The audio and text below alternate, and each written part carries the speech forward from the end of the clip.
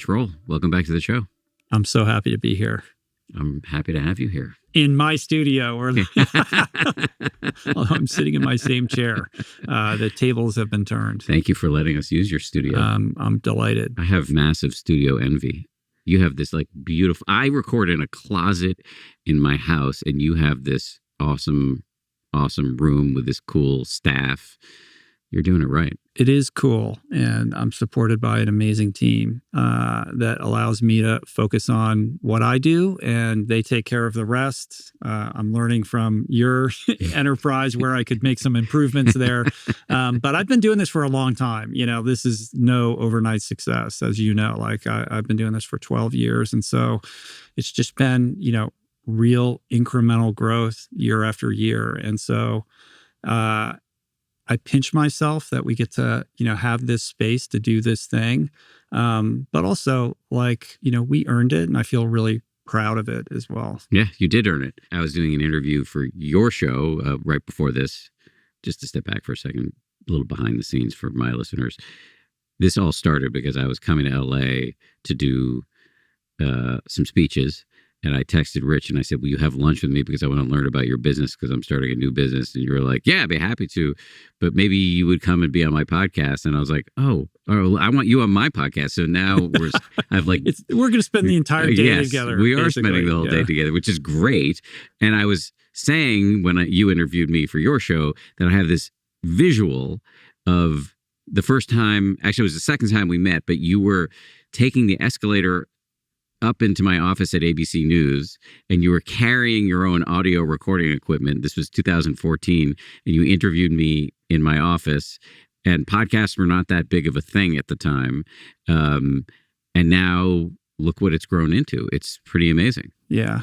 I spent many years as a traveling salesman, podcaster, knocking on doors, begging people to come on the show.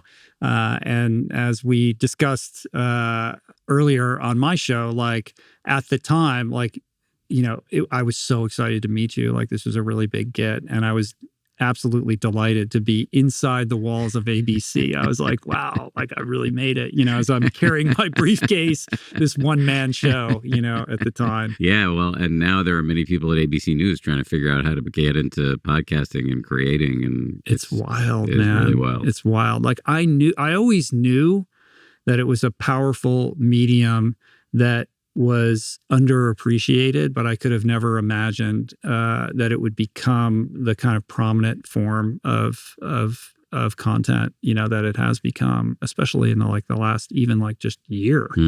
It's crazy. The last time you were on my show, you told your kind of origin story, but it's been a while.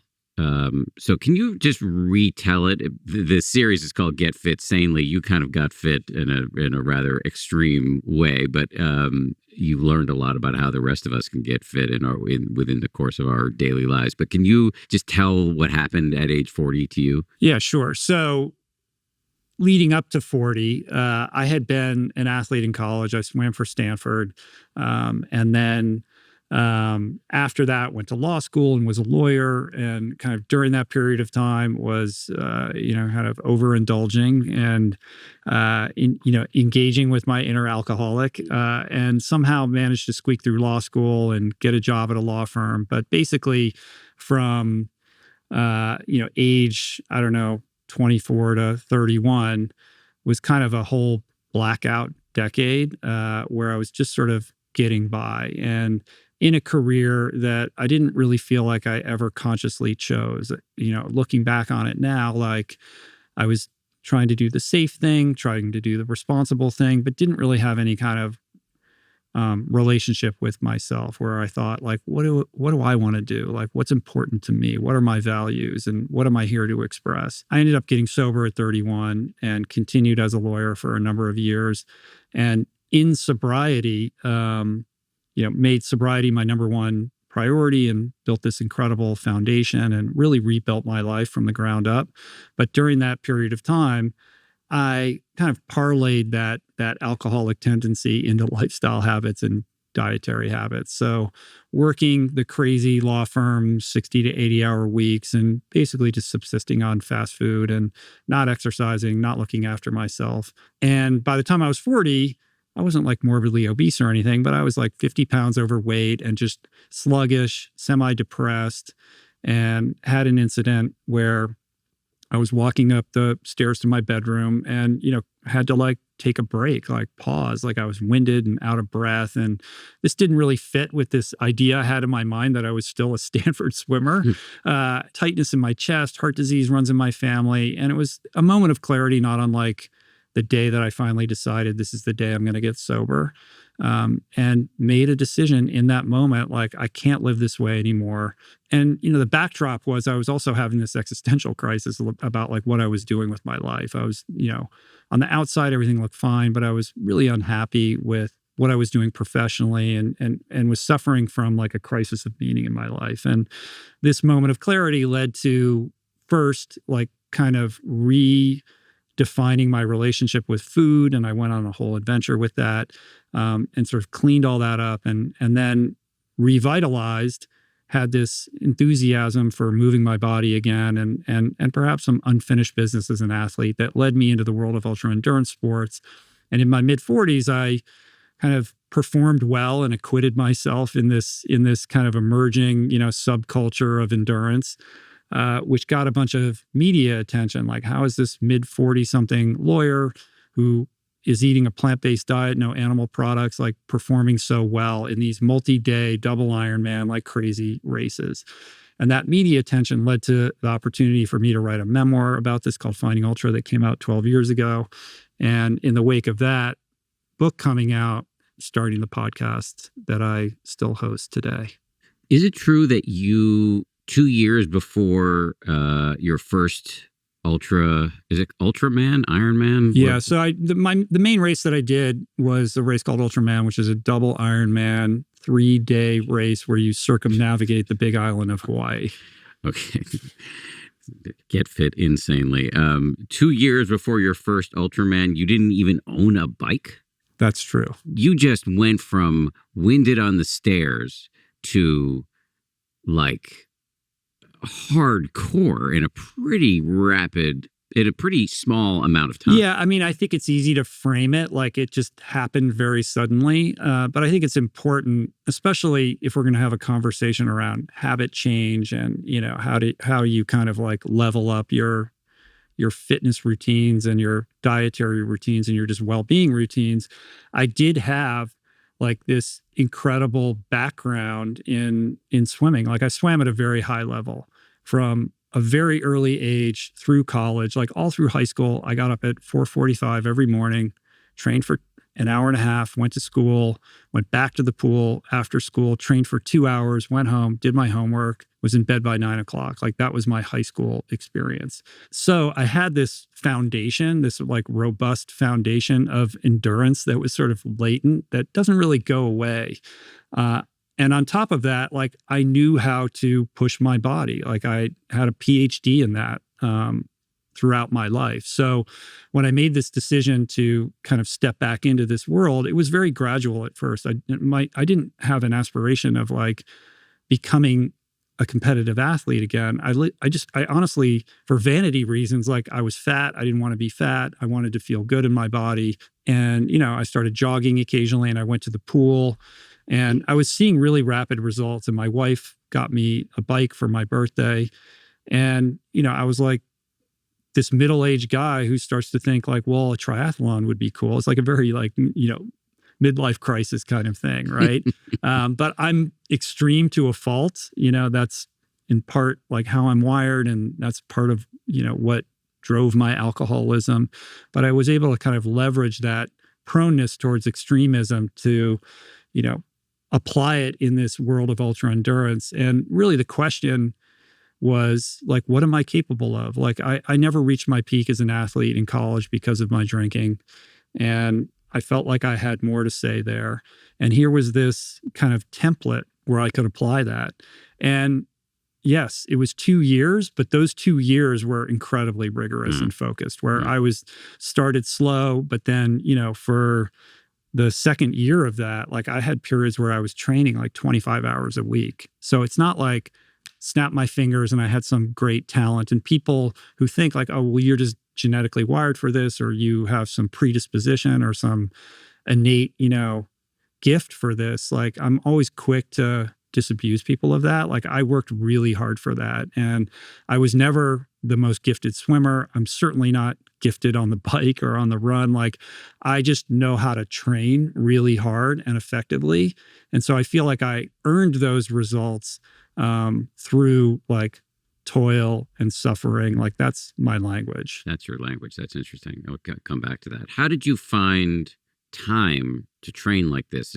If I might be doing the math wrong, but like, I think you had a bunch of kids too, and a busy job as a lawyer.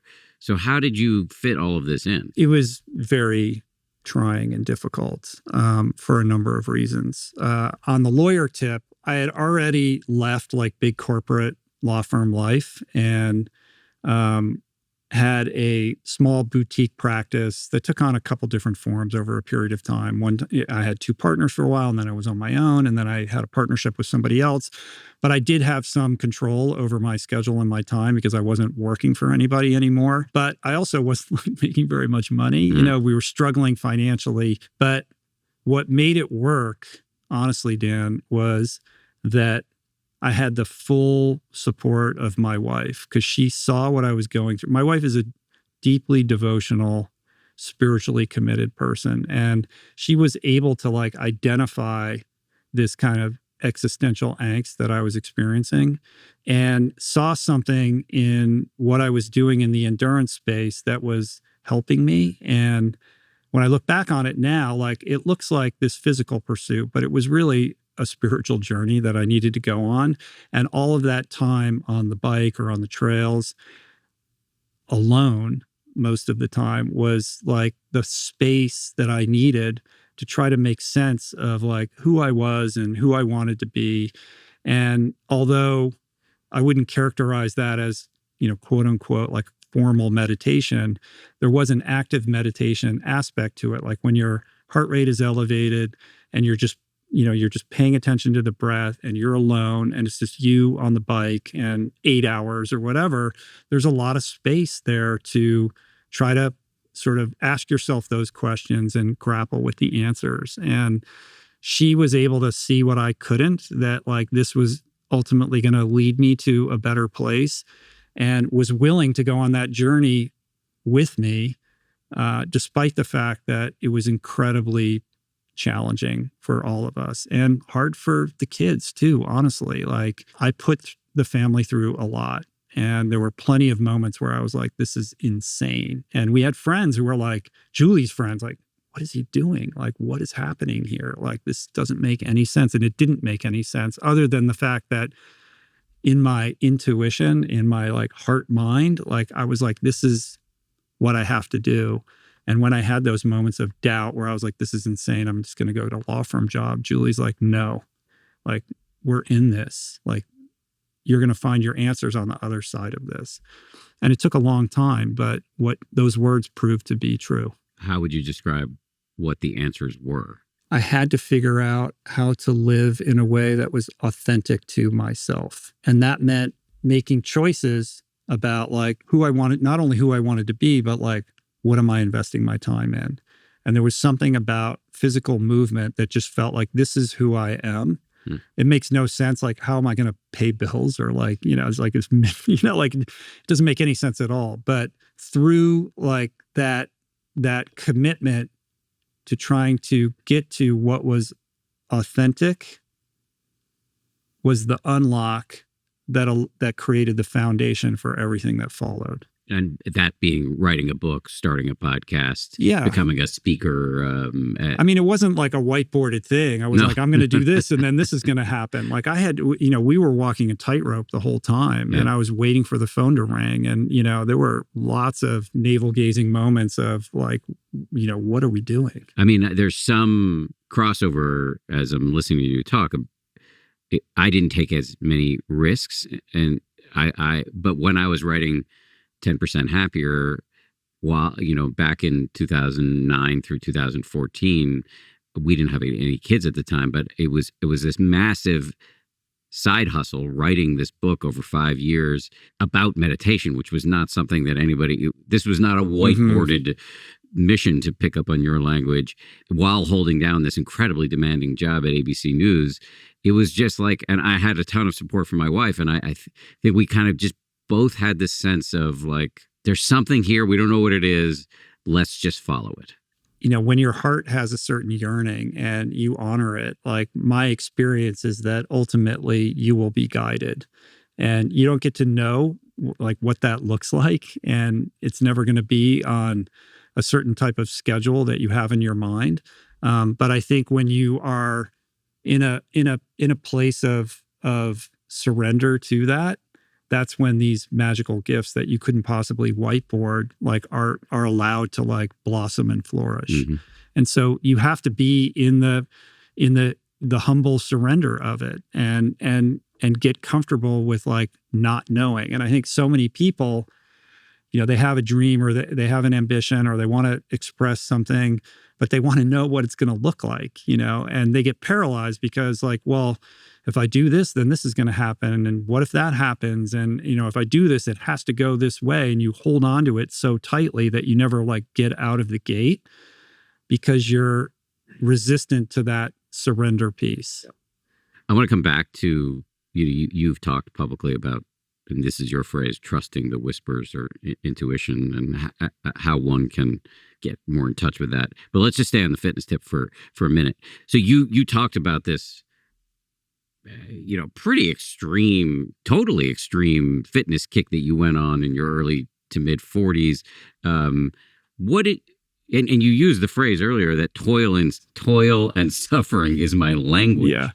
So, but I can imagine people listening to this thinking, oh, this is an incredible story. Good for him. But like, there's nothing for me as a person who struggles to like get to the gym every once in a while to learn here. And yet I think there is. So I'm curious, like, what is scalable from your story, applicable from your story to the lives of the average person who may have an ambivalent relationship to exercise? Maybe two things. I mean, first of all, like I just had Arthur Brooks on the show and he said something along the lines of like, never squander your suffering. Like suffering will find you or pain will find you, right?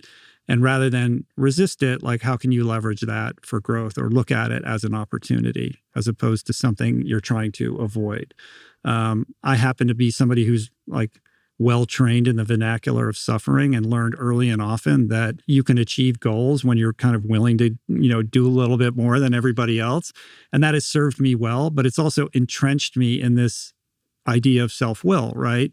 That has made the surrender process even a little bit more difficult. We were talking earlier about like that idea, like if you're not like clenching, like you're not working hard enough. And, what does it feel like to be in a state of ease and allowing? And, these are the tensions, that I still like have to deal with all the time. So like, but back to your question, the first thing is like, how can you turn pain into an opportunity?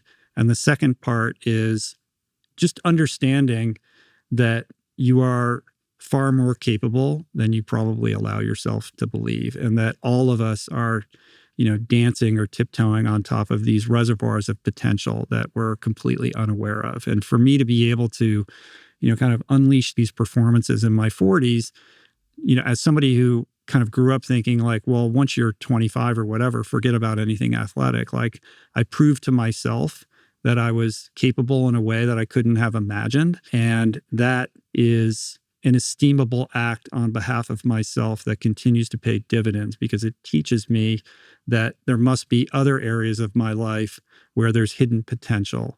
And if I could grow and change, in midlife in such a drastic and dramatic way, that there is growth that awaits in other areas. And I think just getting people, shaking them up out of their routines of the daily life and the pressures that, kind of we all have to just get through the day, to take a moment to stop and like attune your attention to your life, what's working, what's not, and understand that change is in your midst. And that doesn't mean that it's going to be easy. It's always a level of willingness and commitment to make those changes possible. But I believe that, everybody has latent potential that most of us live our lives, kind of declining to tap into. Two things there. One, don't waste your suffering. Like if you're having a moment on the stairs where you're short of breath and you're too young for that, like that, there's an opportunity there. And by the way, it might not be that exact thing, but there's something in your life that you can use to wake up. Don't let those opportunities pass by. And then the other thing is what your story illustrates, you say, and I tend to agree, is that we're all capable of more than we might think we're capable of. Sure. I mean, I got sober at 31 because I hit a bottom and I was suffering enough, to do something different. And I think we change when the pain of our circumstances exceeds the fear of doing something different. And that's a, calculus that is going to be different for every single person. But, in my experience, if you're living your life out of alignment, the universe will give you a little knock to let you know, hey, something's not right here. And that knock will be gentle. But if you ignore it, it'll knock again a little bit louder, and it will continue to knock until that knock is loud enough to get your attention. And so you don't have to hit bottom or go into some extreme suffering to make a change. But if you would tune your attention to those knocks and you can see them and hear them and heed them when they're knocking lightly, I think you're in a place to be able to make those changes short of creating too much chaos in your life. Let me just come back to exercising and on a very practical tip here for people listening who are never going to be extreme athletes, who are, as I said before, struggling to get themselves to the gym or to do any type of movement. What recommendations do you have for people like that? Because we all know exercise is so important for our brain health, for the rest of our body, for our psychology. And yet so many of us aren't doing it. Yeah. I mean, there's a lot in there. First, it begins with your perspective or your frame on exercise. Because I think a lot of people who kind of struggle with this have a story, and that story is, I'm not an athlete, or I hate exercising, or, or this is a burden, or it's too self-indulgent, or I don't have time. So I think the first thing is really getting an objective perspective on what that story is and understanding that you have the agency to tell a different story. And meditation is very effective for that, and journaling. And the second thing is, whether you call it small wins or atomic habits, start small. Think of something you actually enjoy doing and, make that, make that barrier just easily achievable. If it's in the context of going to the gym, you're going to go to the gym and you're going to literally go for 10 minutes and you're going to do one thing and you're going to leave. Just make it so easy that it doesn't feel hard or burdensome or time consuming. You can sort of begin to compound that. But these things don't happen overnight. The idea is to create something that's sustainable over time. And so I think little, kind of minute chunks is the way to approach it. Some people, they are in enough suffering and they're going to change everything overnight. Most people aren't wired that way. So Except I think, you. yeah, I'm an extreme. Yeah. It's the line is in the sand. I'm never going back. I understand well enough that most people aren't like that. But, I find myself with things that I struggle with. And I find that the little nuggets are really the way to go. And then something magical happens. When you string enough of those little small wins together, you create a little momentum. And I think there's something magical about momentum. It is its own sustaining energy. Anybody, to keep it in the gym context, if you've been going to the gym every day for 30 days, it's really easy to go on day 31. Something happens, you have to go out of town, there's a wedding or a business trip, you miss a couple days, and then suddenly it's really hard to get back. So when you build momentum, protecting that momentum, I think is really key, because it just has this ability to move you forward. And whatever goal you're seeking, whether it's fitness, nutrition, meditation, whatever, it's really about consistency. That doesn't really track on social media. People like to share their gigantic, massive workouts or their big wins, but change takes place in the tiny, micro actions taken anonymously, rigorously, and consistently. Mm-hmm. And so it's really about the showing up piece. And even if it's just doing the smallest amount, when you do that consistently, you create the momentum, it builds upon itself. And that's how like real meaningful, sustaining change occurs. That's well said. The other piece of advice, which this is something I learned from you and I'm going to state it back to you, is finding a type of movement that you actually enjoy. Mm-hmm. Because if you're going to force yourself onto the rowing machine and you hate the rowing machine, good luck. Yeah. Yeah. I mean, maybe you'll fall in love with it if you start to get good at it. But, movement, fitness, all of these things, like think more expansively about it. They should be things that we enjoy. They should be things that we look forward to. So whether it's, riding horses or mountain bikes or going on a walk, it doesn't have to fit into somebody else's definition of what they think a fitness routine is. So as an extreme athlete yourself, you don't think all of us need to be extreme? No, absolutely not.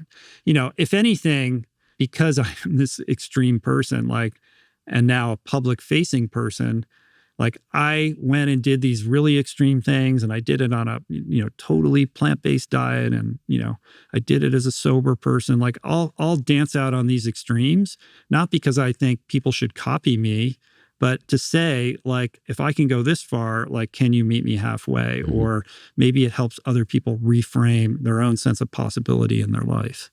You were talking before about the power of momentum. 10 minutes in the gym 5 days a week, you start creating a streak and you want to keep that streak going.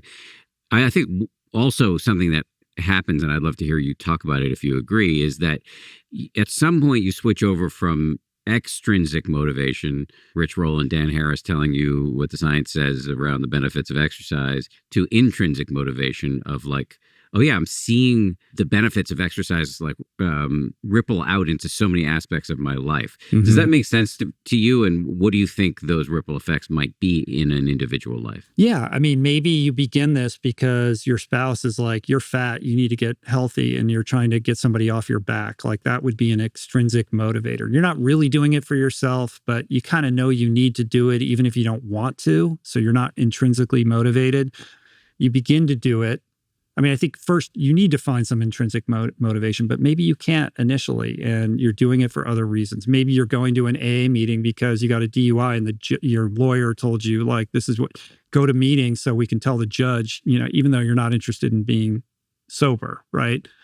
But at some point, something locks in and you realize you're, like I said earlier, performing an esteemable act on behalf of yourself. That is an act of self-compassion and self-love. And incrementally, over time, you start to see results. Maybe you feel a little bit better in your body. Maybe you notice you've lost a little bit of weight, and that feels good. And it allows you to have a little bit more self-love. That is empowering. And when you feel that sense of esteem, suddenly you have this emotional connection to your own well-being that you didn't have prior. And that does spill out into the rest of your life. Hey, I'm starting to feel better. Maybe I should get my blood work done. Maybe I should, sign up for some adventure, or maybe I should call that friend that, I know I should call. It's not relegated to one bucket. It tends to permeate every aspect of your life. And then suddenly you're living a better life across the board in all these different ways, when all you really wanted to do was lose 10 pounds, mm-hmm. or maybe not feel so lethargic throughout the day. The issue of weight has come up a couple times in this conversation. And this is something, to me, in terms of a motivation for exercise, I have struggled with this mightily.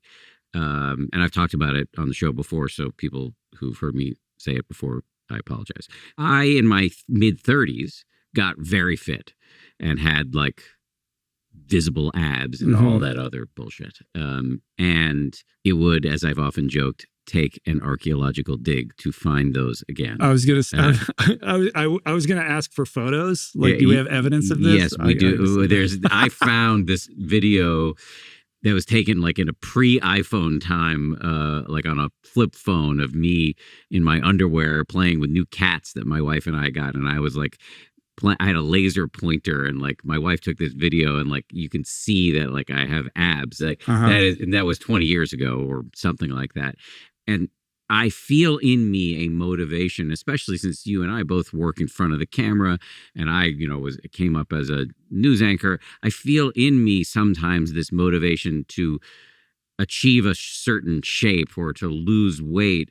But then also I've been kind of red pilled on that too. Like when people talk about being quote unquote in shape, what shape are we talking about, and who sets the aesthetic standards for that? And so, yeah, I'm just curious, where's your mind around this? Because I do worry about the really toxic effect, especially on young girls, of trying to look a certain way and having that be the motivation for meditation, for exercise. Yeah, I get that. I mean, I'm glad that you identified that.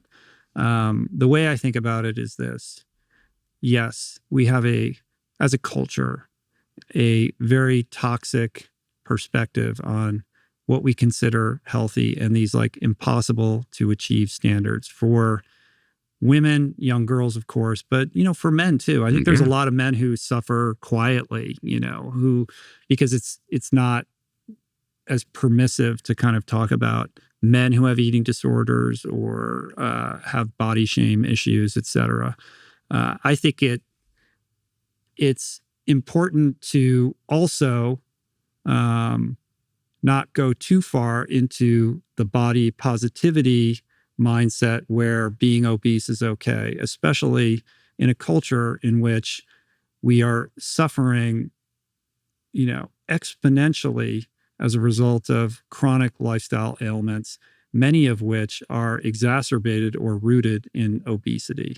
So when I say losing weight, like anybody who's obese should really, pay attention to that and try to address it, because there's a whole domino effect or downstream, consequences of obesity that lead to, poor health outcomes that are, going to be impairing your life in a number of ways.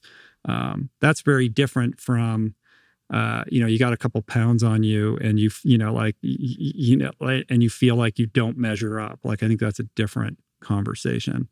And I think everybody has their own relationship to their own body. Like, how can you accept where you're at while also understanding that there might be better ways to be more well in mind, body, and spirit, without aiming, your focus on like unattainable, like, low body fat percentage. I think one of the areas where, and I'm not an expert in this at all, but one of the areas where there can be some room for debate is around like how you defining obese, because there are large bodied people who might call themselves fat, but like in a kind of empowering way, who, if you measure their underlying health, blood pressure, resting heart rate, cholesterol, like are healthy and they're active and they're moving their bodies. Their shape is larger. Yeah. And there's a difference between people who are overweight because of visceral body fat versus people who are overweight with like subcutaneous, like fat underneath your skin versus like fat on your organs, which is visceral fat. Right. And that's where it really becomes harmful. So, everybody should, have their blood work done and all these sorts of things and make these decisions for themselves. And it's not about appearances. It's about like overall well-being. Like, we all want to live, vital lives as long as we possibly can. And to the point of like, we all have more potential than we realize. Like, we all have more agency over these outcomes than we realize. And we may have been reared in a time in which we've been told like, well, your genetic, this is going to happen to you because of your genetics. And now we're realizing like, actually, in most cases, like we can exert influence over these things in a way that, maybe a couple decades ago, we didn't think was possible. Yeah. Just getting back to the motivation and being personal about it again, like I've really tried, and I don't always, I was in the gym this morning and I see in myself, like, I'm going to lift these weights and then hopefully certain things happen to my my biceps or my abs. And I constantly have to kind of work with that in a gentle way of like, no, the goal, you're 53, dude. Like the goal is to be healthy, to be around as long as possible for your now 10-year-old son, and to be as healthy and to feel good as possible so that you can be useful to other people. Yeah. And so to be okay with the fact that, I'm not getting those, most likely, I'm not willing to do what it would take to get those abs back. Like the strictness of my diet. What would you actually get out of that? I don't That's know. the thing, Right. So there's a self-acceptance piece here, right? Like if you Google my name, like immediately all these pictures come up of me just like absolutely shredded, right? And those were taken when I was 43, 44, on the heels of like just, week after week after week after week of just, insane training.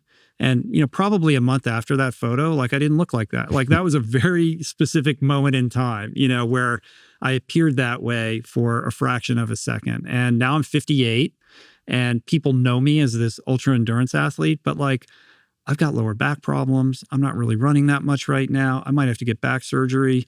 I don't look like that guy, but as a public facing person and people wanting me to like tell my story, I'm constantly confronted with like this, narrative of like feeling like I have to compensate for that. Yeah. Like people expect me to look a certain way, Yeah. and that's just not reality. And then I'll judge myself. So how can I accept myself for how I appear right now and what I can or can't do physically in this moment, everybody has their version of that, I think, on some level. What's your exercise regime look like now? I mean, now it's shifted a lot. Like I'm not training for ultra races, and I haven't for some time.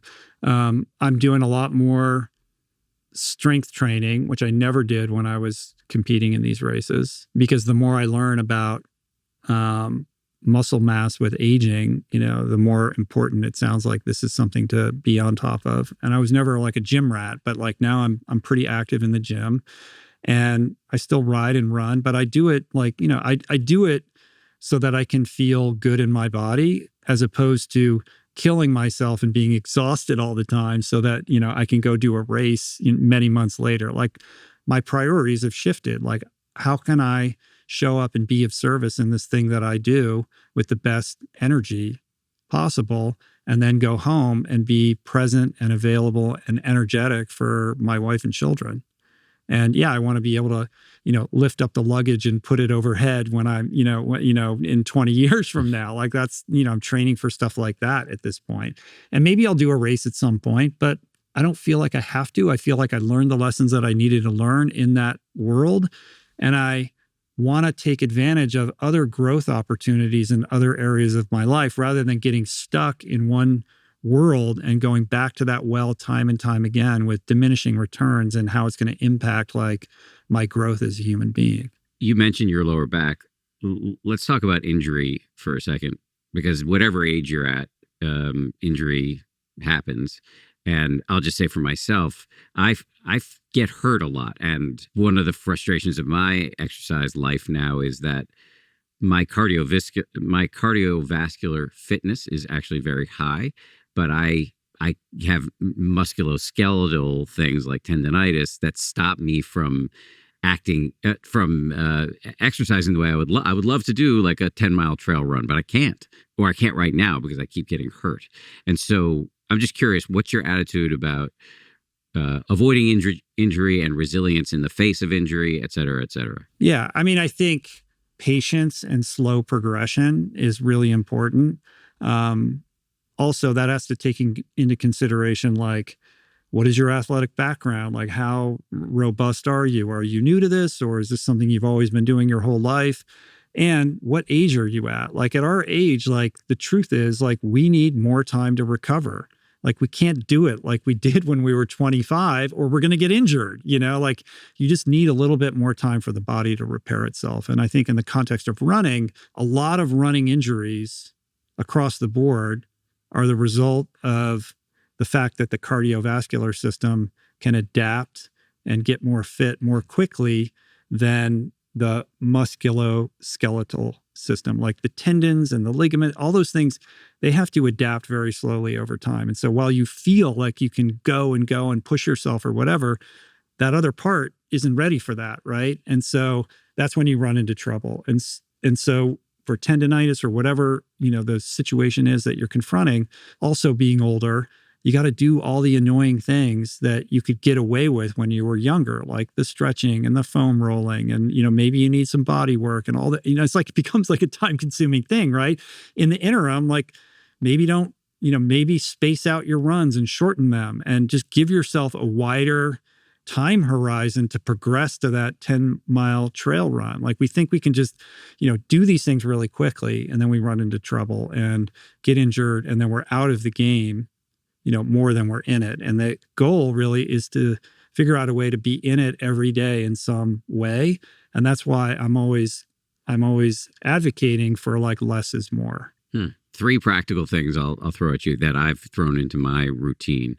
One is, and I think you just kind of hinted at this, is really being mindful of cross training. I try not to like do one thing too much so that I am having repetitive motion injuries. So I run a little bit, not that often just because I tend to hurt myself.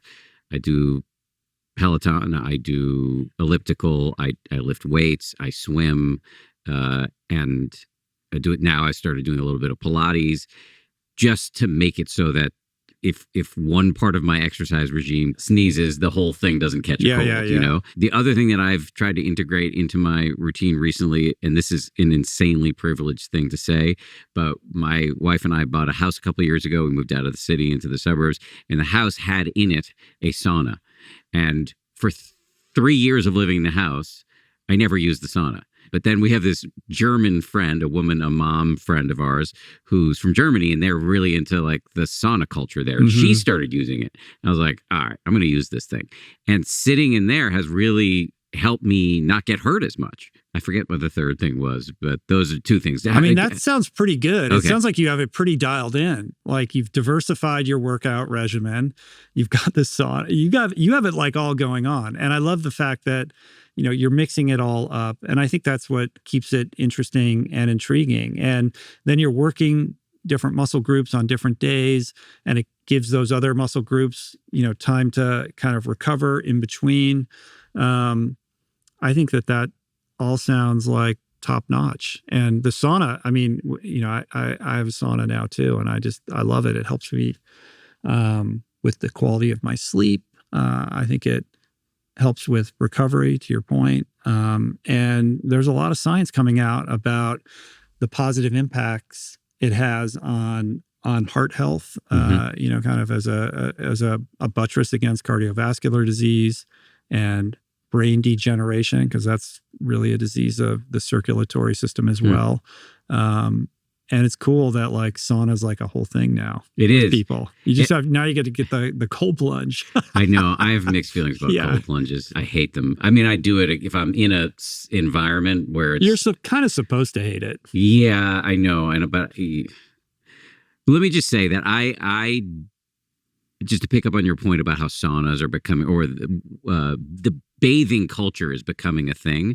I think this is a really cool emerging wellness trend. And you and I live in New York, you live in LA. It's already a pretty well-established wellness trend on the coasts, but it's now really like I have a friend who's opening a bathhouse in Milwaukee. And, wow. And I have another friend in New York who was really involved in establishing the High Line. And so he knows how to like do big things. And he's now kind of like at the tip of the spear of making bathing culture in America a big thing. And the data are really encouraging, or especially around saunas. And so you don't have to be a privileged dude who has one in his house. Like they're in gyms all over the place, and now there are bathhouses opening up all over the country. And I think that there's some data to suggest that this is something that you should check out. It's growing in New York. And now in LA as well. There's like, it's almost, how there's this rise of like these membership clubs right now. It's almost like this is the next evolution of the gym. Like now it's like they're sort of like Soho houses, but Yes. for like well-being. Yes. And there's places in New York, there's Remedy Place, like these beautiful places, but no alcohol. You're just going there to like sauna and plunge and like get a massage and stuff like that. Like it's wild. It's cool. Right? I mean, especially as young people stop drinking as much. I have a young female friend who's married to one of my old guy friends, and she is opening like a really high-end bathhouse in Lower Manhattan. And part of her business plan is like, yeah, people my age are not drinking. Yeah. They want a place to go to be social together that's not a bar, and that's what this will be. It's pretty cool. It is really cool. All right, so we've been talking about exercise. We have not talked yet about diet. You are vegan, and I, with your help, was a vegan for 5 years, and we can talk a little bit about what happened there. People hate vegans. I know. And it's kind of why I held off from asking you about it until now. And so I noticed there was an episode where you were talking to your wife, Julie, about flexibility. In other words, my understanding is that you and Julie, both vegans, you're not overly dogmatic and strict about what you recommend to other people. Like you're somehow sinning if you're not fully vegan. Am I correct in that understanding? Yeah. I mean, I think there's two pieces there. The first is, and this is like a tenet of sobriety, like I don't give advice. I will share my experience, but it's not for me to take anybody's inventory or tell them how they should live their life. Like that is not my vibe. So I'm not the guy who looks to camera and says, do this or you shouldn't do that. Like everybody's on their own trip, man. And, our job is to grow and evolve. And I trust people to, find, their way through that. And maybe I can put some guideposts and I can share some experiences along the way, but I'm never, someone to like proselytize for anything, really. And yes, people hate vegans. And I think with any kind of identity or, group membership, there's a hardness, right? And there's a kind of calcification around who's in, who's out. That's like fertile soil for judgment, And, there's a lot of judging. There's enough judging out there as it is, right? My whole thing is like, how do you help people get excited about being healthier? And, maybe eating some more plants might be a good idea. It's hard to kind of like, unless you're some ardent carnivore, it's kind of hard to argue with that. And I think for the most part, when I look at the chronic diseases that are, making people sick and incapacitating people and ending their lives far too soon, I'm always encouraging people to realize that, again, back to the agency piece, like you do have more control over these things than you think. And it really begins with what you choose to put in your mouth. And this gets into meditation and mindfulness, because I think we're sort of mindlessly just consuming without really being present for what's actually happening. Like even if you think you know what you're eating every day, if you get one of those apps where you have to actually log everything you're eating. Like most people are like pretty surprised, like, oh, I didn't realize it was that bad, and I would plead guilty to that as well. So for me, it's all about back to habit change, like making small changes. Like, do you really need, those processed chips? Like maybe let's start there. Let's start with like, the low hanging fruit of the things that are, really driving the negative outcomes in the most profound ways. And then, from there you create momentum and you tackle another thing and you move on and you can take that journey as far as you like. And I can just say that in my own experience, like going plant-based for me has been like an incredible journey. And in an effort to not be dogmatic about it, if I got blood work back and it was bad, or I felt like there was something off in me, or I wasn't feeling good, like I made a promise to myself that I would not hold on to this as an identity that would keep me from making a different choice or being trapped in the prison of like, I have to be this advocate for this way of living, especially as somebody like does what you do publicly. But it continues to like serve me. But I find myself talking about it less and less because of this kind of negative association that people have with like vegans and, how annoying they can be. They can be their own worst enemy. It's also not a monolith either. Like people people become vegan or plant-based for a variety of reasons. Maybe it's for personal health, maybe it's for vanity, maybe it's out of, compassion for animals or a concern about the environment. There's a lot of, on-ramps to this. And then there's a lot of like bickering and arguing amongst these groups about like what the real definition of this, of this lifestyle or philosophy actually is. And that's really not like of interest to me at all. Like I'm interested in connecting with real people where they're at and trying to be helpful in terms of, getting them to make more positive changes in their life. You're the least annoying vegan. What happened to you? For 5 years, what happened? Okay. I think I remember like I was giving you some tips, some smoothie tips. You were.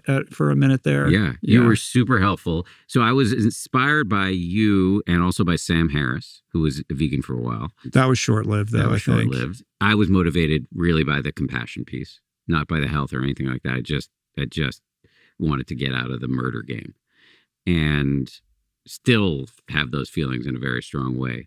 And what complicated things a little bit for me was I became very highly influenced by this woman named Evelyn Tribole, who is one of the progenitors of something called intuitive eating, which is like an anti-diet. Her argument, which I believe is based in copious amounts of data, is that dieting is a reliable predictor of future weight gain.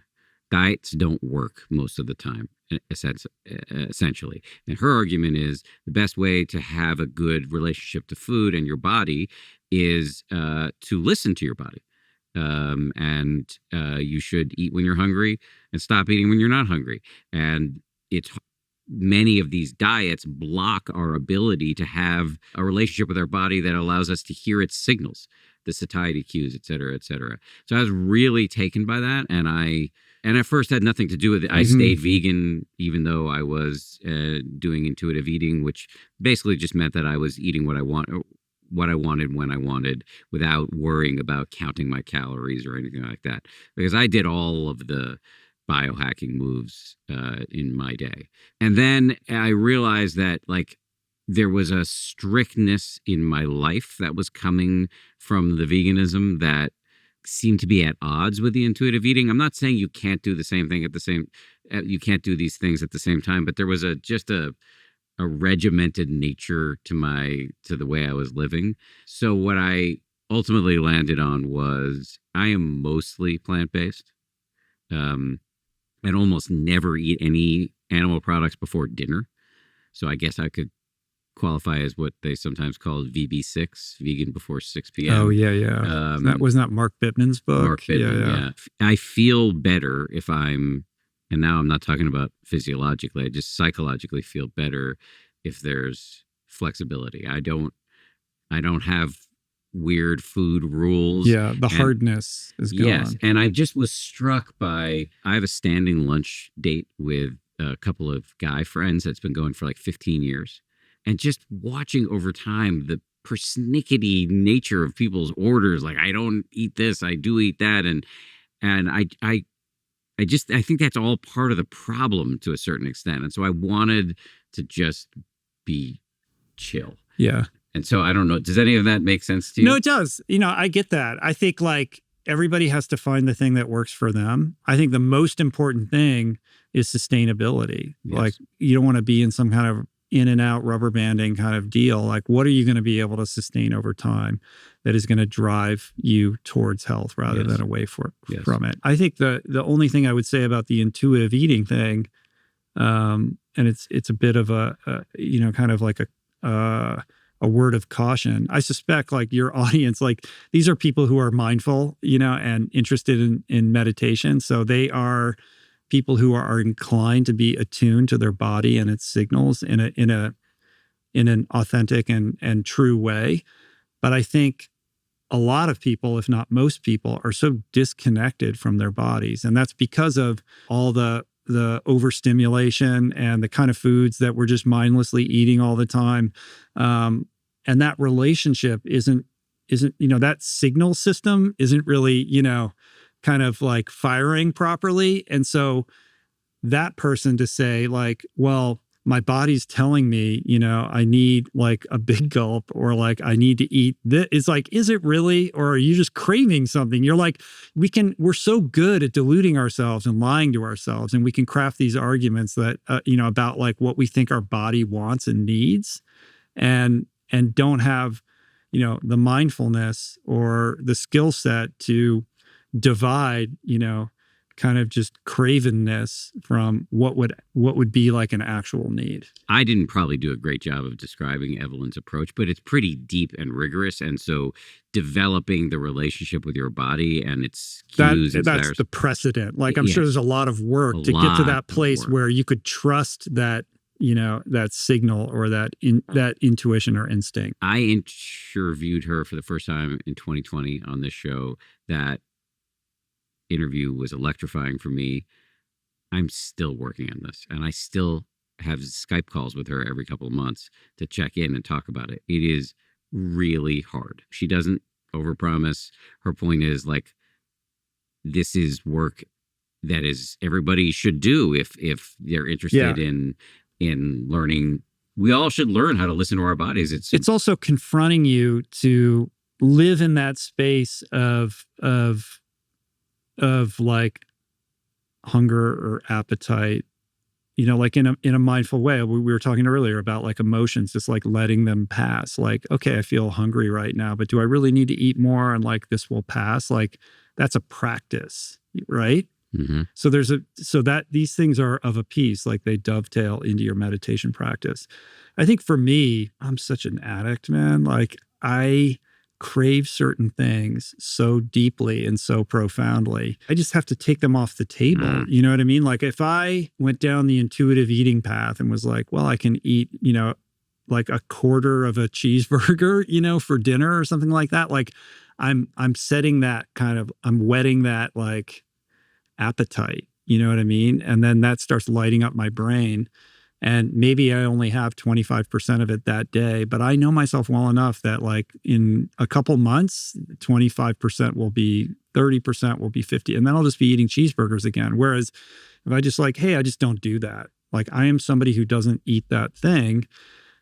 Then I liberate myself from that temptation and I never think about it anymore. So it doesn't, but maybe that's preventing me from engaging in that practice where I could overcome that urge, right?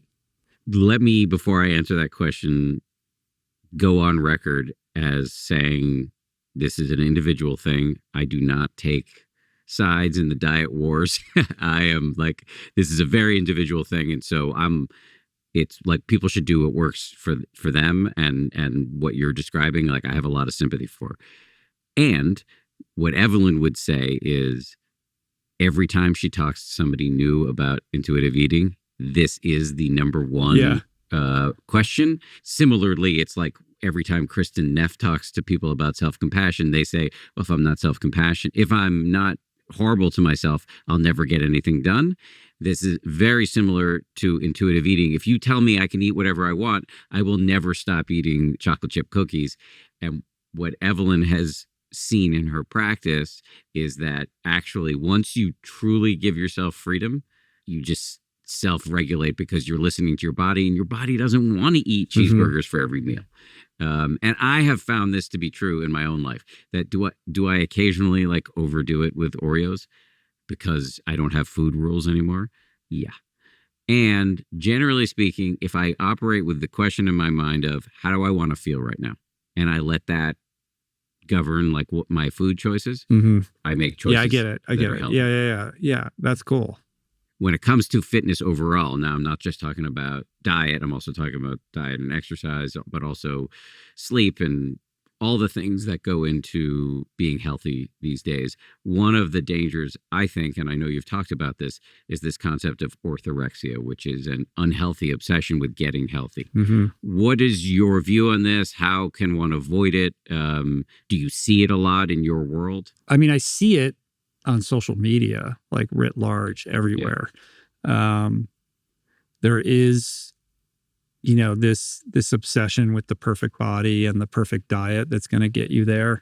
And this is all exacerbated by all of the biohacking and, the kind of 6-hour morning routine and the supplement stack and the cold plunging in the sauna. It's just like never and like, it's like, how many things do I have to do before I can just go live my day? Like if you added up, all of these things, like any sane person would go insane and it's unsustainable. But it's all oriented around self-optimization. And I think within that, there's a control piece, right? That gets to that discomfort with uncertainty. We're all terrified of dying. And what can we control? We can control our bodies. If we eat the right thing and work out a certain way, we'll be perceived a certain way, so we'll be loved. And ultimately, we're going to, avoid this thing that we pretend doesn't exist, which is that we're going to die. Like that's what it all roots back to, does it not? Yeah, it's attachment, Yes. And I'm compassionate for anyone who suffers from that, because we live in a culture that that sets expectations high, and those expectations are predominantly unattainable for most people and really aren't something that we should aspire to attain. It's, part of the underlying mental health epidemic for sure. So how do you get people to care about their well-being without tiptoeing into these unhealthy, behavior patterns? I mean, I'm not a clinician. I think you have to be really honest with yourself. Like I tend to relate all of these sorts of things across the kind of rubric of recovery. Like, where does this fall within the 12 steps? And in this context, it's about like the honest self-inventory. Like, what's driving these choices? Is it some kind of deep insecurity? Is it a childhood wound? Is it a true, honest desire to take control of your health for the right reasons? And can you be honest with yourself enough so that you have that self-awareness piece to prevent you from, going too far in the wrong direction? And I think accountability is really important. Like when we were talking about habit change earlier, and you mentioned this when you were on my show earlier, like doing these things with a friend, somebody who is encouraging, but also maybe somebody else or that same person who can give you like the honest feedback to tell you like, hey, you're getting a little crazy here, or is this really healthy? With that, and this gets talked about less, is learning how to receive feedback. Like you want that person to like tell you the way it is, but you also have to work on your receptivity to that. And I think learning how to receive feedback is a skill. Like nobody wants to hear, not so good things about themselves. And we have this tendency to deflect or be defensive and not really hear what the person is saying. And that's another thing that I've learned in recovery. Like I can sit with someone and they can redress me and say all these things, and I can take it in and not react to it, and then kind of assess what I think is actually worth listening to and what isn't. But I think with meditation, you develop that practice. Like, can you be equanimous when somebody is telling you you're, off the rails? In doing all of your recovery work, did you, and going through the 12 steps and also then adding in meditation, journaling, did you ever get a sense of what for you was driving your alcoholism? Yes and no. 12 steps really about moving forward. And one of the things you hear is that it doesn't really matter why you're an alcoholic or an addict. What matters is what are you doing right now and how are you moving forward? So the program itself, it doesn't necessarily discourage trying to understand why you are this way. But it's really focused on what are we doing now? The work within the program itself helps me to identify my character defects and my errant behavior patterns and how I can correct them. But it doesn't really get to the heart of why this is the case or what happened. And I think, on some level that can be either helpful or not so helpful. If you spend all your time trying to figure out why did it happen or whatever, is that the best use of your time and energy? On the other hand, having been sober for quite a while, like I do want to know, is this a genetic, like I didn't grow up with alcoholic parents. There does have to be a reason. Is it just the way I was wired, and that's the lottery, ticket that I chose? But I do think, and I've become more increasingly convinced that not in every case, but I think there's a lot to be said for the impact of early childhood wounds on addiction later in life. And, Gabor Mate is doing tremendous work around this. And his books have been extremely impactful for me personally and have led me on this journey to kind of try to unravel this knot for myself, and being able to kind of identify certain things that happened when I was younger, or emotional needs that weren't getting met, and how that led me to be a certain way and feel this discomfort in my own skin that led me to, use substances to medicate that, kind of low grade feeling of not being enough, or not feeling like I could connect with other people. Like, I can see a lot of wisdom and logic in that. And with that, like, that revelation itself is one thing, but like, what are you going to do with that?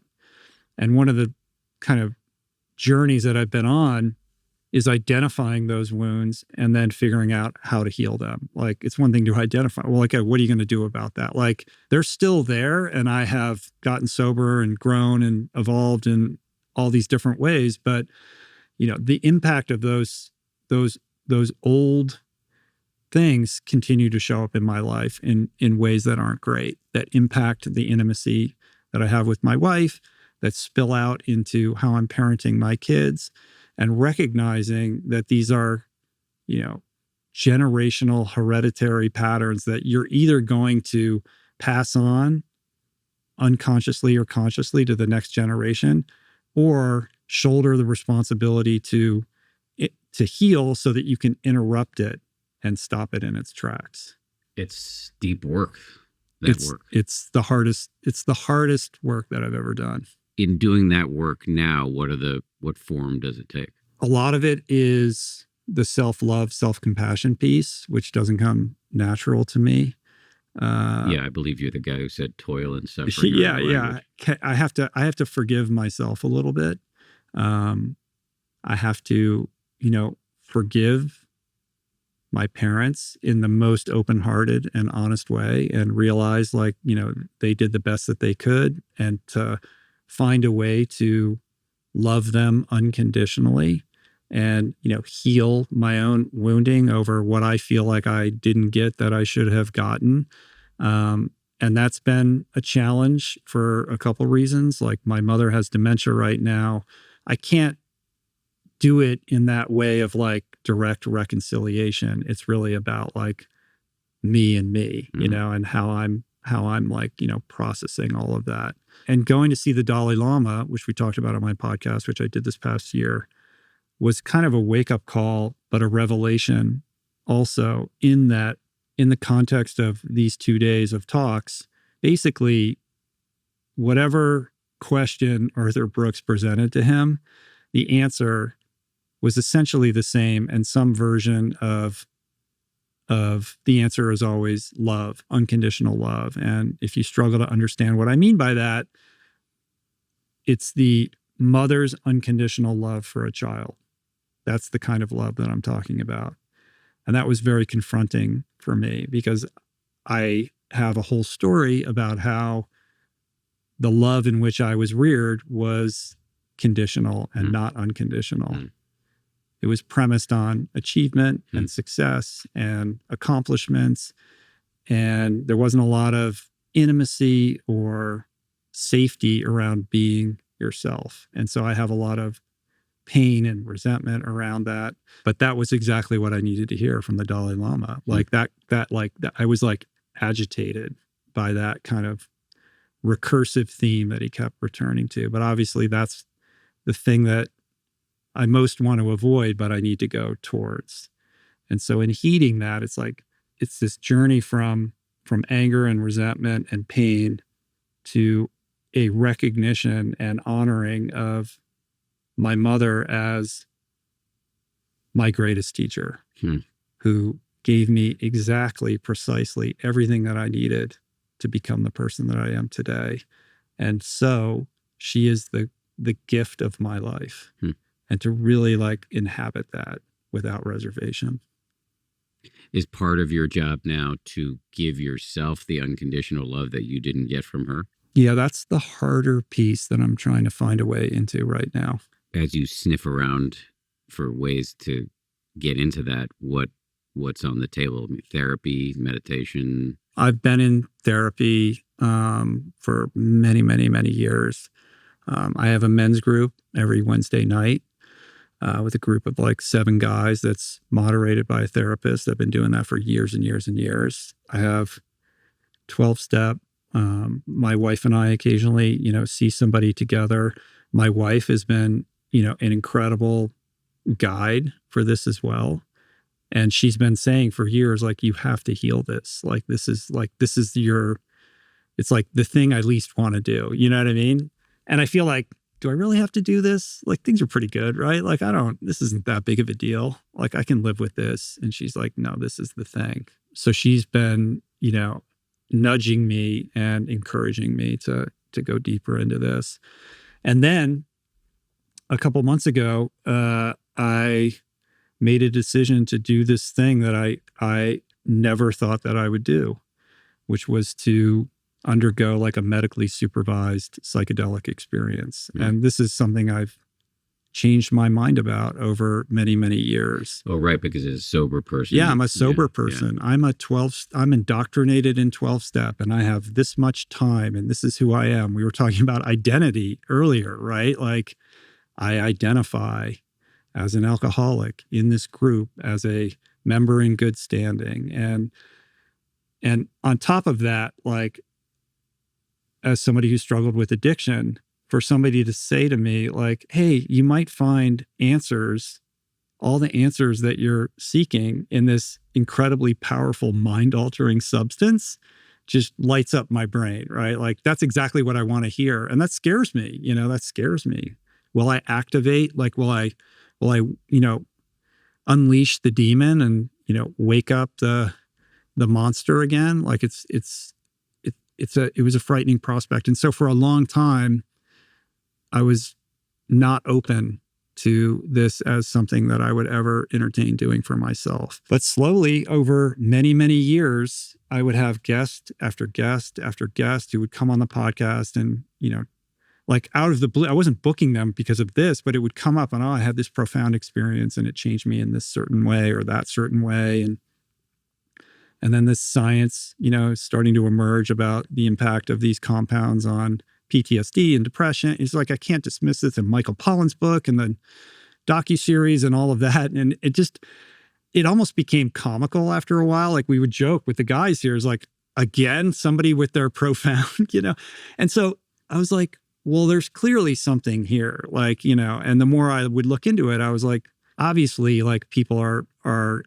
benefiting from this in a certain way, but I still wasn't like looking to do it. And just circumstances aligned in a certain way recently, where a medical doctor who's a friend of a friend, who was highly recommended by an acquaintance or a good friend of Julie and I, was like, I think you could really benefit from this. And I was just like, all right, well, like, let's do it. What was which drug or medicine? It was psilocybin. And how did it go? It was the most profound single event experience of my life. Like, no hyperbole. Now you're like tremendously one of your own podcast guests. Profound. I know.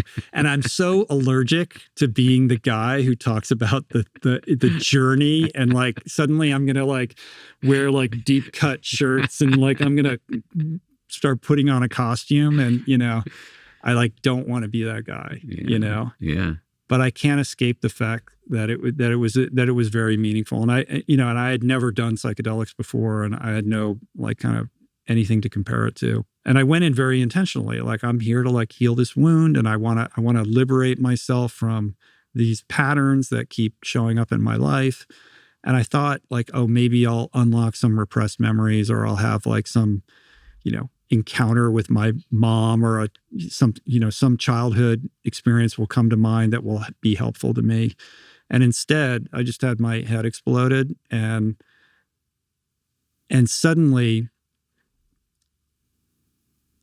I understood non-dualism for the first time, because my identity completely dissolved.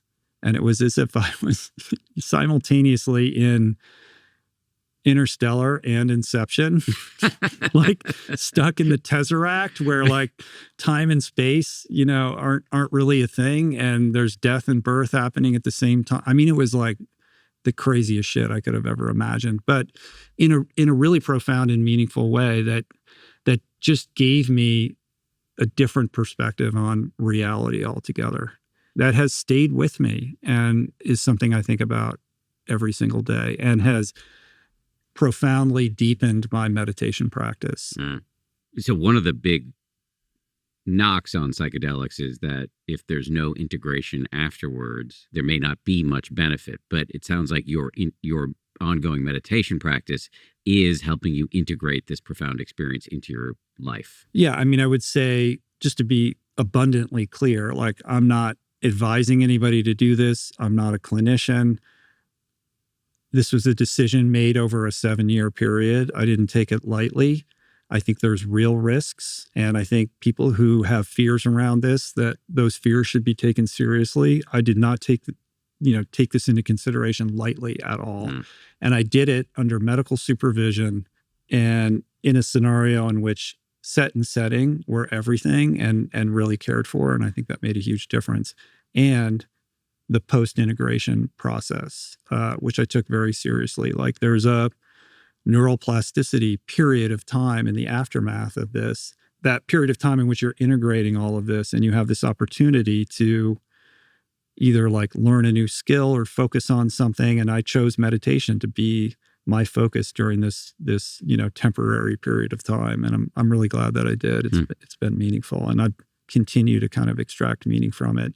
And it's something that's very difficult to understand. It was like all of these things that I hear Sam Harris talking about on the Waking Up app, about like not being, not having a head, and like not being a self, and the notion that all there is consciousness. Like, I felt like I could meditate my entire life and perhaps intellectualize those ideas, but not have a real tactile understanding or experience of what that actually means. And I felt like I was able to break through that and really kind of grok, perhaps for the first time, like what that is really all about. And that was incredibly illuminating. And that's why it's deepened my meditation practice, because I see there's so much there more for me to like learn in a way that I know will help me with growth and evolution.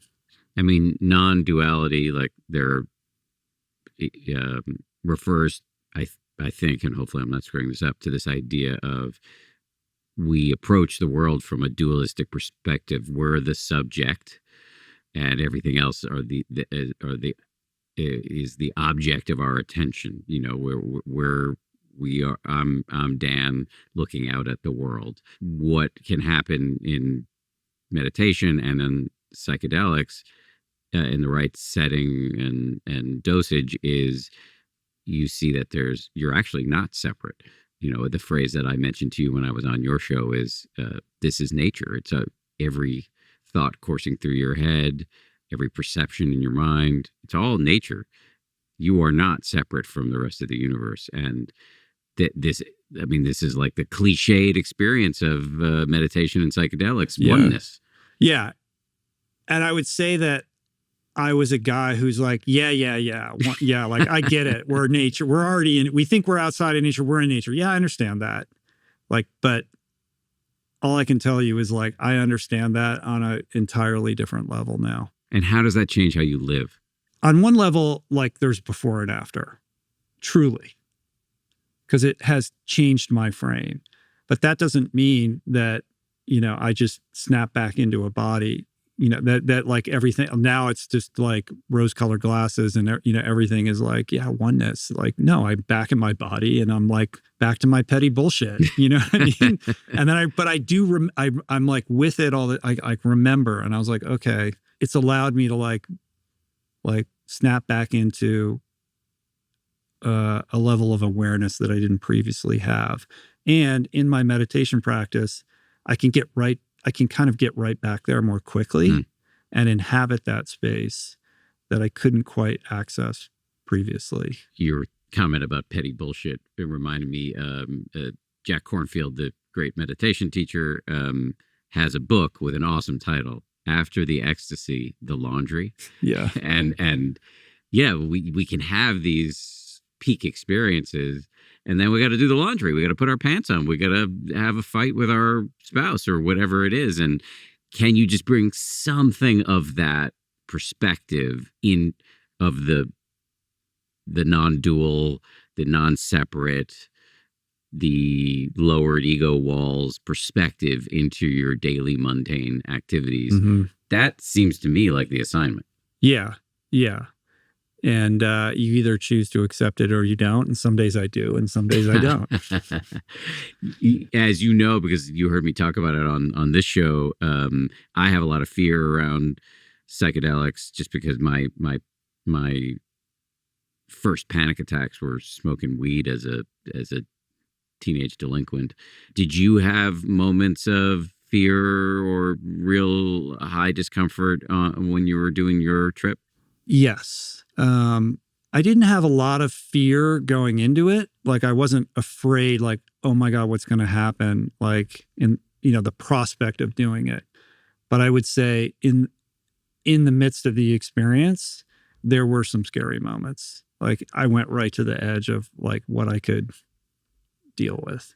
And there were moments in which I thought, maybe I didn't wake up this morning and I'm dead and I'm in some afterlife experience, or maybe I'm a mental patient in a padded room and I've always lived in my mind and I will never escape that. And then it would be like, well, this is the best ever. Like, why would I ever leave here? Like, it got like, there was a flirtation with madness. Yeah.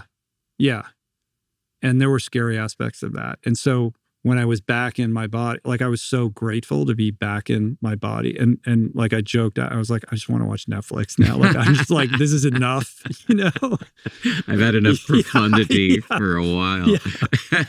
I mean, I remember having an experience several times smoking weed where I thought, I'm never getting out of this. I'm insane now. And I will always be insane. I just need to go to the hospital. And I think with your panic disorder, you're right to be cautious about this. Yes. I think there might be an opportunity there for you at the right time, but that's not for me to say or anyone to say except for you. I'm very grateful for the experience, and it did teach me a lot, and it's something I never thought I would do. And it's like, okay, do I have like 2 months now in AA? Like, what is that? And then it's like, but like, time isn't real. Like, not only is your group identity not real, like your whole idea, like your whole sense of self is this, persistent illusion.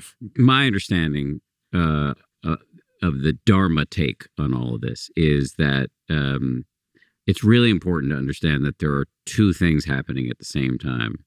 There are two truths, to use the Buddhist phraseology. On the one hand, yes, we are just nature. We are not separate from the universe. And these identities we carry around are illusions, and sometimes very harmful illusions. So yeah, that ultimately is true. On the other hand, we do live in a consensual reality where you're you, I'm me. Sure. We need to put our pants on. We need to make dentist appointments, et cetera, et cetera. And it's about like using these two levels of reality to inform one another in an ongoing way. Because when you're overly stuck in petty bullshit, it can be helpful to remember, oh yeah, I had an awakening experience in meditation or on psilocybin, and actually this is not as real as I think it is.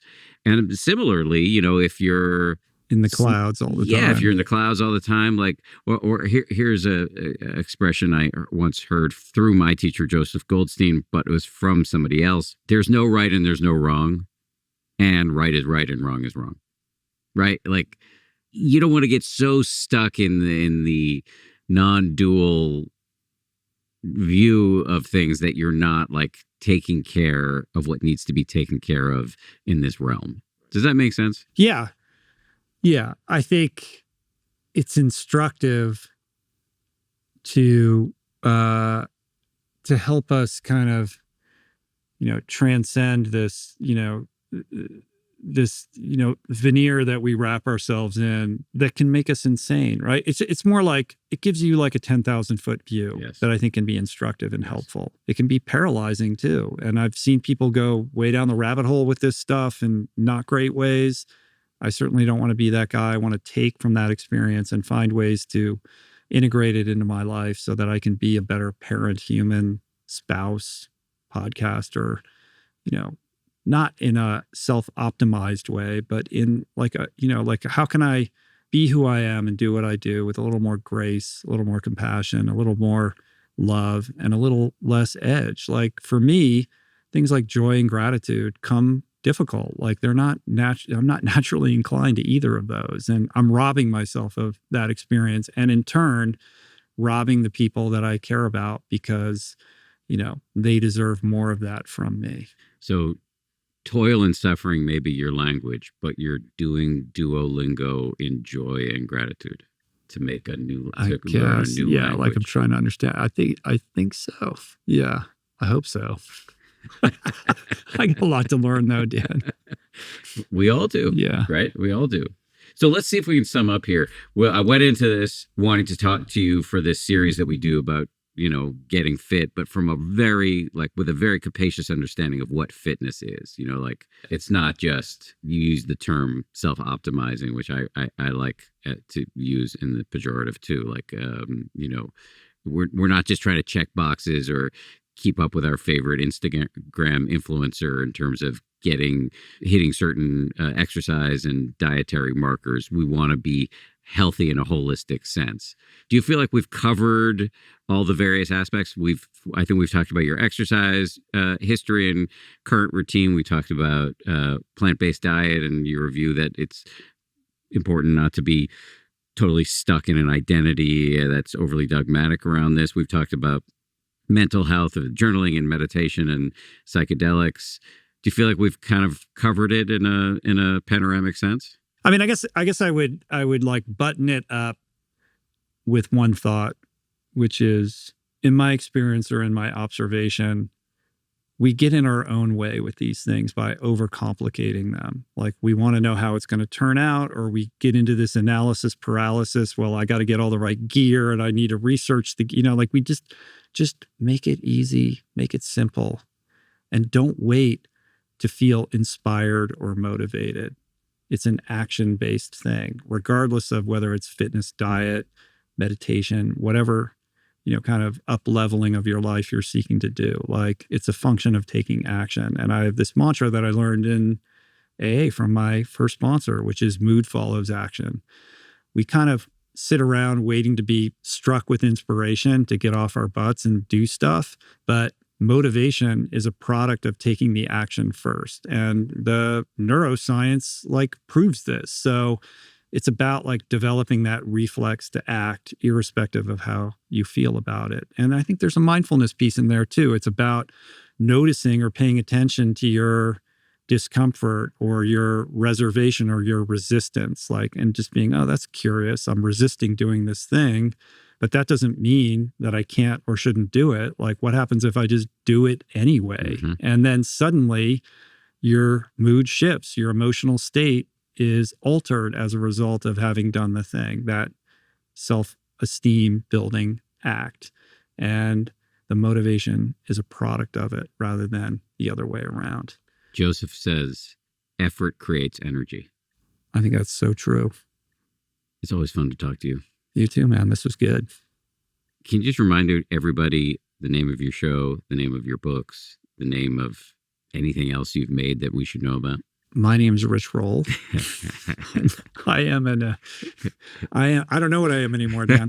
But I do host a podcast called the Rich Roll Podcast. And you can find all my stuff at richroll.com. And it's just my name on all the social media places. I wrote a memoir in 2012 called Finding Ultra. My wife and I did a couple plant-based cookbooks. The Plant Power Way. The Plant Power Way, the Plant Power Way Italia. We have a meal planner too, the Plant Power Meal Planner, which is like thousands of plant-based recipes customized to your personal preferences and stuff like that. And it's super affordable. You can find that on my website as well for people who are looking to, get a few more plants on their plate. Awesome. Is it worth saying something about your podcast network? Sure. Yeah. This past year, we launched a media company called Voicing Change Media, premised upon this idea that conversations matter. I think they really do. I think they're vital right now.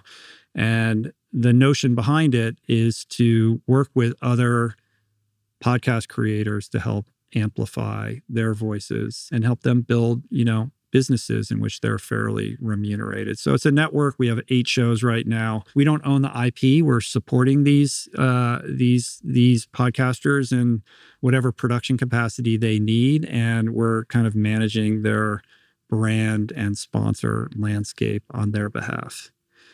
So we've got Rangan Chatterjee's Feel Better, Live More. We have Simon Hill's The Proof, which is a nutrition podcast. Shane Parrish, podcast called The Knowledge Project. Lisa D'Amore is a parenting expert. Ask Lisa. Alexi Pappas, Mentor Buffet. You can find it all at voicingchange.media if you're interested in that. We'll drop links to all those in the show notes. In the meantime, Rich, thank you. Yeah, thank you, man. This was a pleasure. Totally dominating your whole day. What time is it? It's 4. We've been going since 11. I've enjoyed every minute. But you're a pro, dude. You did this every day, right? I can't imagine what a day at ABC was like. It wasn't this fun, I'll tell you that. Well, I had a great time. Thanks, man. I really appreciate doing this with you today. And I just have massive respect for not just like the message that you put out in the world that is helping so many people, but the integrity that you bring to it, like the way you comport yourself in the world. And it's crazy out there right now. And to have like a sound, strong, grounded voice of wisdom and guidance is no small thing. So I appreciate that in you. Thank you, brother. Right back at you. And we've been talking a lot about the fact that to be a creator right now, like a independent, like a one-person media company, it's obviously not one person in either of our cases. Mm-hmm. There are a lot of people making this possible for us, but to be out of the world of large media and in this world of individual creators, it's it could be a scary place. So for me to have friends and allies who I can trust and ask advice from, it's huge. So I know it's when I finally get to, it's like, what do you do when this happens, or how do you, it's been really helpful to me too. Yeah, awesome. Appreciate you. Cheers. Thanks, bud. Peace.